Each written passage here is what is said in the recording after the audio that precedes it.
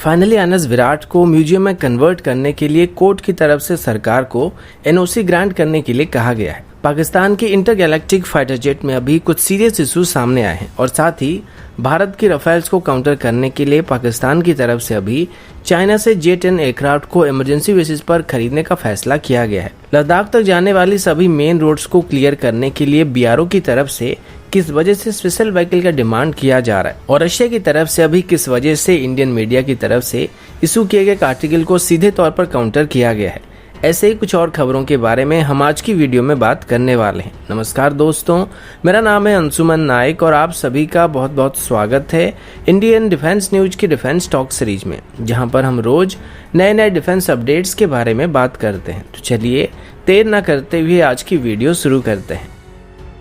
आज की पहली अपडेट एक अच्छी खबर से शुरू करते हैं। पिछले कुछ दिनों से आपने सुना होगा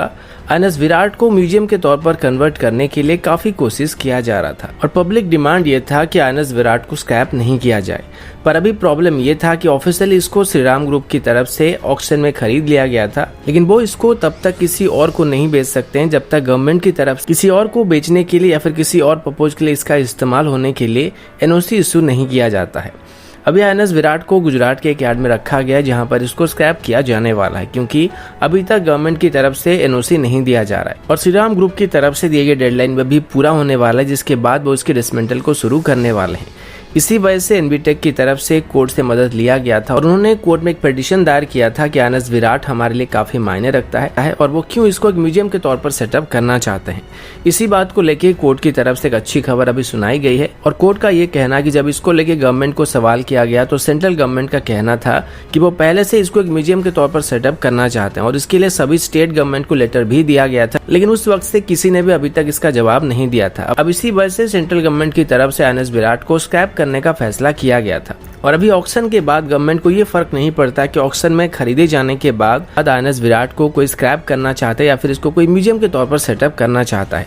यानी गवर्नमेंट की तरफ से ये क्लियर कर दिया गया कि उनको इसमें कोई प्रॉब्लम नहीं है और अगर इन्विटेक यहाँ पर इसको खरीदना चाहता है तो वो सीधे तौर पर श्रीराम ग्रुप के साथ इसको लेके बातचीत कर सकता है और इसी वजह से गवर्नमेंट की तरफ से जल्दी गवर्नमेंट को एनओसी इशू करने के लिए कहा गया है, क्योंकि श्रीराम ग्रुप की तरफ से अब इसको स्क्रैप करने के लिए काफी जल्दी दिखाया जा रहा है।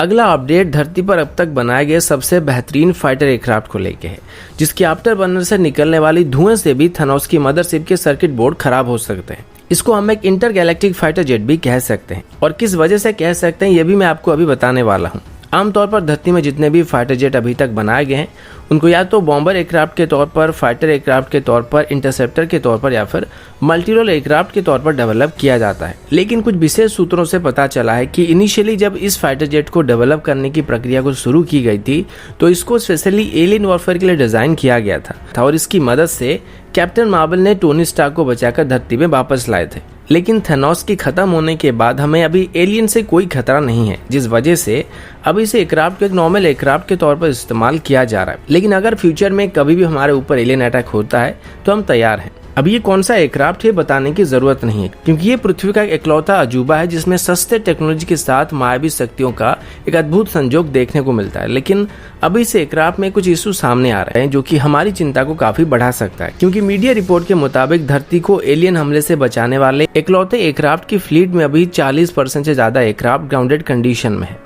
और इसमें एक नहीं बल्कि कई सारे इशू सामने हैं, जिसमें स्ट्रक्चरल इशू से लेके टेक्निकल इशू भी सामने आ रहे हैं। स्ट्रक्चरल इशू की बात करें तो अभी से एयरक्राफ्ट की फसलाक सेक्शन और विंग सेक्शन की जॉइंट में काफी क्रैक दिखाई पड़ रहे हैं और जो एक्सपर्ट्स है उनके मुताबिक ये सब हाई जी टर्न की वजह से हो रही है। यानी कि एयरक्राफ्ट की बॉडी यहाँ पे हाई जी टर्न्स को सस्टेन करने के लिए सफिशिएंट मात्रा में मजबूत नहीं है। साथ ही इसमें मल्टीपल इलेक्ट्रॉनिक फेलियर भी सामने आए, जिसमें इसकी इजेक्शन सीट तक भी सही तरीके से काम नहीं कर रहा है और स्पेशली अगर आपके पीछे एक MiG-21 पड़ जाए तो ऐसे एयरक्राफ्ट के लिए इजेक्शन सीट काफी मायने रखता है, क्योंकि इससे पायलट फ्री पैराग्लाइडिंग के अनुभव को हासिल कर सकता है। फिलहाल अभी ऑफिशियल रिपोर्ट के मुताबिक इन सभी प्रॉब्लम्स का कोई प्रॉपर और इमरजेंसी फिक्स नहीं मिला है, क्योंकि एयरक्राफ्ट की बॉडी इसमें लगाए गए कंपोनेंट्स और मायावी शक्तियों का बोझ नहीं उठा पा रहा है और इसको प्योरली स्ट्रक्चरल वीकनेस बताया जा रहा है। अभी हम लोग बस ये उम्मीद कर सकते हैं कि जब तक टूटे हुए एयरक्राफ्ट की क्रैक्स को फिक्स करने के लिए कोई सस्ता वाला वेल्डिंग मशीन अभी OLX में नहीं मिल जाता है, तब तक थेनोस समय मणि लेके वापस ना आ जाए। अगला अपडेट लद्दाख को लेके, जैसे कि अभी लद्दाख में पूरे विंटर में हमारी सेना डिप्लॉय रहने वाली है। ऐसे में बॉर्डर तक लॉजिस्टिक सप्लाई को मेंटेन करना सबसे बड़ी चिंता की बात है। लेकिन जैसे ही विंटर आ रही है वैसे वैसे बर्फ गिरना चालू हो रहा है और बर्फ गिरने की वजह से रास्ते बंद पड़ जाएंगे, जिनको क्लियर किए बिना आर्मी के ट्रक लद्दाख तक सामान लेकर नहीं जा पाएंगे। इसी वजह से बीआरओ की तरफ से अभी स्पेशली आइस कटर्स को खरीदने का फैसला किया जा रहा है, जिसको खरीदने के बाद हमारी स्नो क्लियरिंग कैपेबिलिटी काफी हद तक इंक्रीज होने वाली है। और अगर हम मेन रोड्स को स्नो फ्री रख पाते हैं तो हमारी कम्युनिकेशन बरकरार रह सकती है। अभी लद्दाख में आमतौर पर रोड्स को क्लियर करने के लिए बुलडोजर्स का इस्तेमाल किया जाता है, लेकिन ये काम चलाने के लिए तो सही होते हैं, लेकिन इनको आमतौर पर स्नो को क्लियर करने के लिए डिजाइन नहीं किया जाता है। इनको लैंडस्लाइड क्लियर करने के लिए या फिर खुदाई करने के लिए इस्तेमाल किया जा सकता है। वैसे हम इंडियंस को इसको देखने में काफी मजा आता है, पर होता क्या कि इनके जो दांत होते हैं उनके बीच में काफी गैप होता है, जिस वजह से उस गैप में काफी सारा स्नो रह जाता है और पूरा का पूरा रास्ता एक ही बार में क्लियर नहीं हो पाता है। ऊपर से इनको मिट्टी में गड्ढे करने के लिए डिजाइन किया जाता है, जिस वजह से इनकी रेगुलर इस्तेमाल करने से रोड्स भी बर्फ के साथ साथ उखड़ने लगते हैं। इसी वजह से बीआरओ की तरफ से अभी स्पेशल स्नो क्लियरिंग मशीन को खरीदने का प्रस्ताव दिया गया है, जो कि लद्दाख तक जाने वाली सभी रोड्स को साल भर स्नो फ्री रखने में हमको काफी मदद करने वाली है। और इसके लिए अभी कुछ स्पेसिफिक रिक्वायरमेंट को फाइनलाइज किया जा रहा है। अगला अपडेट जम्मू एंड कश्मीर को लेके है। आज से लगभग 3 साल पहले 2017 के दिसंबर में गवर्नमेंट की तरफ से जम्मू एंड कश्मीर की बॉर्डर इलाकों में जो विलेजेस मौजूद है वहां पर 14,460 के आसपास बंकर्स को बनाने का फैसला किया गया था। आमतौर पर इलाकों में रेगुलर बेसिस पर सीज फायरिंग का उल्लंघन किया जाता है और सेलिंग वगैरह किया जाता है, जिस वजह से लोगों की सेफ्टी के लिए इन बंकर्स को बनाने का फैसला किया गया था। अभी आई रिपोर्ट के मुताबिक अभी जम्मू एंड कश्मीर की एलओसी के करीब रहने वाले गाँव में लगभग 7,770 बंकर बनाया जा चुका है। इसके बारे में एक डिटेल रिपोर्ट अभी जम्मू एंड कश्मीर की गवर्नमेंट की तरफ से दिया गया था और जम्मू एंड कश्मीर के डिविजनल कमीशन ने बताया है कि जम्मू एंड कश्मीर की लगभग 5 बॉर्डर डिस्ट्रिक्ट में अभी इनको बनाया जा चुका है, जिसमें 6,839 इंडिविजुअल बंकर है, जबकि 938 के आसपास कम्युनिटी बंकर्स है। और अभी अलग अलग जगहों में 334 बंकर बनाए जा रहे हैं, जिनकी कंस्ट्रक्शन अभी अलग अलग स्टेज में चल रहा है। इन 7,777 बंकर में से सांबा सेक्टर में 1569, जम्मू में 1,161, कठुआ में 1519, राजौरी में 2603 और पुंछ में 935 बंकर बनाए जा चुके हैं।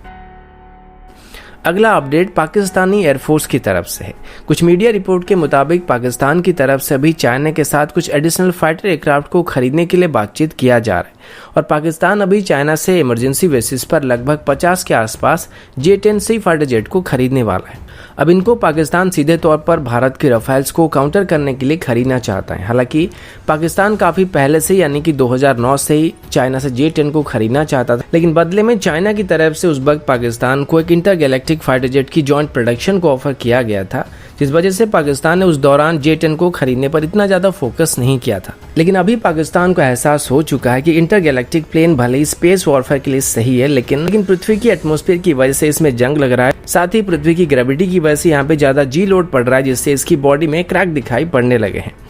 आमतौर पर स्पेस में ग्रेविटी नहीं होता या फिर एटमॉस्फेयर वगैरह नहीं होता, जिस वजह से ये सब चक्कर नहीं होता या फिर जंग लगने का खतरा नहीं होता है। तो उसे उस वक्त उसी हिसाब से डेवलप किया गया था। फिलहाल इंडियन एयरफोर्स के राफेल्स को काउंटर करने के लिए पाकिस्तान अभी इमरजेंसी बेसिस पर चाइना से 50 J-10 को खरीदने के लिए डील को फाइनल कर रहा है। इसके लिए पाकिस्तान की एक टीम चाइना पहले से विजिट पर गई हुई थी और अभी बताया जा रहा है कि टोटल 50 में से अभी इमरजेंसी बेसिस पर 30 J-10C एयरक्राफ्ट के साथ PL-10 और PL-15 मिसाइल को भी खरीदने के लिए डील को चाइना और पाकिस्तान के बीच साइन किया जाने वाला है। अब इंडियन एयरफोर्स के राफेल्स की मेट्योर मिसाइल को काउंटर करने के लिए अभी पाकिस्तान चाइना से PL-15 मिसाइल को खरीद रहा है। अब सवाल ये कि JF-17 जैसे फाइटर एयरक्राफ्ट के होते हुए पाकिस्तान अभी F-16 और यूरोफाइटर टाइफून की नाजायज कॉपी को किस वजह से खरीदने वाला है। देखने वाली बात तो ये कि दिन ब दिन PL-15 मिसाइल की रेंज यहाँ पर घटती जा रही है, क्योंकि पहले इसको 400 किलोमीटर से ज़्यादा बताया जाता था, फिर 300 किलोमीटर बताया जाने लगा, उसके बाद 250, अभी 200 और अभी 150 किलोमीटर तक बताया जा रहा है। अब आगे कितना नीचे गिरने वाला ये देखने वाली बात है। अगला अपडेट पिनाका रॉकेट्स को लेके है। एएनआईएम रिपोर्ट के मुताबिक भारत की तरफ से अभी एक बार फिर से DRDO की तरफ से डेवलप किए गए पिनाका रॉकेट्स के एक एडवांस वेरिएंट को टेस्ट किया गया है। इस टेस्ट को उड़ीसा की चांदीपुर से कंडक्ट किया गया था और इस टेस्ट का जो मेन ऑब्जेक्टिव था वो मॉडिफाइड रॉकेट की प्रिसिशन को टेस्ट करना था। इस टेस्ट के दौरान टोटल 6 रॉकेट फायर किए गए थे और DRDO की रिपोर्ट के मुताबिक जो रिजल्ट आया वो हमारी प्री डिफाइंड रिक्वायरमेंट को पूरा कर रहा है। इसी दौरान रॉकेट की पाथ को इलेक्ट्रो ऑप्टिकल सेंसर और रडार की मदद से ट्रैक किया गया था और डीआरडीओ का कहना है कि अब ये रॉकेट पिनाका मार्क 1 रॉकेट को रिप्लेस करने वाले हैं और इससे हमारी पिनाका रॉकेट्स की प्रेसिशन को और बेहतर किया जा सकता है। साथ ही इसकी रेंज भी अभी प्रीवियस मार्क 1 स्टैंडर्ड की रॉकेट से लगभग 5 किलोमीटर तक ज्यादा होने वाली है। अगला अपडेट भारत और रशिया को लेके है। तो रिसेंटली आपने सुना होगा, कुछ इंडियन मीडिया में एक आर्टिकल को पब्लिश किया गया था जिसमें यह बताया गया था कि रशिया भारत का दोस्त नहीं है। इसी बात को लेकर अभी रशिया की तरफ से भारत को आश्वासन दिया गया है कि भारत और रशिया का जो रिलेशनशिप है वो इतना सस्ता नहीं है। हम सिर्फ दोस्त नहीं है बल्कि भारत और रशिया के भी जो रिलेशन है वो इससे कहीं ज्यादा गहरा है। रशियन एम्बेसी की तरफ से इशू किए गए ऑफिशियल स्टेटमेंट में बताया गया कि रशिया और भारत का रिलेशन पॉलिटिकल, डिप्लोमेटिक और इकोनॉमिकल लेवल से काफी ज्यादा ऊपर है और अभी रशिया की तरफ से भारत सरकार के द्वारा लाए गए सभी तरह की इनिशिएटिव को सपोर्ट किया जा रहा है, चाहे वो मेक इन इंडिया इनिशिएटिव हो या फिर आत्मनिर्भर भारत प्रोग्राम हो। इसी दौरान जिन भी मीडिया एजेंसीज की तरफ से ऐसे खबर छापे गए थे उनको शायद रशिया की करंट सिचुएशन या फिर जियोपॉलिटिकल इशू के बारे में सही तरीके से पता नहीं है और बिना फैक्ट को कंसीडर किए बिना ही रशिया को भारत का दुश्मन या दोस्त बताना गलत बात है। रशिया वही देश था जो कि 1971 में सिर्फ भारत के लिए ही आधी दुनिया के सामने अकेले भिड़ने के लिए खड़ा हो गया था और अभी भी भारत और रशिया के बीच जो रिलेशन है वो वैसा ही है या फिर उससे ज्यादा बेहतर है। इसी वजह से एक सिंगल आर्टिकल को बेस करके रशिया और भारत के रिलेशन को जज करना सही नहीं होगा, ऐसा उस स्टेटमेंट में बताया गया है। और वैसे भी रिसेंटली मैंने आप सभी को बताया था कि रशियन डिप्लोमेट की तरफ से सीधे तौर पर यह कहा गया था कि वो चाइना के साथ कोई भी मिलिट्री अलायंस को साइन नहीं करने वाले हैं जिससे भारत के साथ उनका रिलेशन खराब हो सकता है और ना ही वो पाकिस्तान को कोई भी वेपन सप्लाई करने वाले हैं। तो दोस्तों अभी के लिए इतना ही, मिलता हूँ आपसे अगले वीडियो में, तब तक के लिए जय हिंद, वंदे मातरम।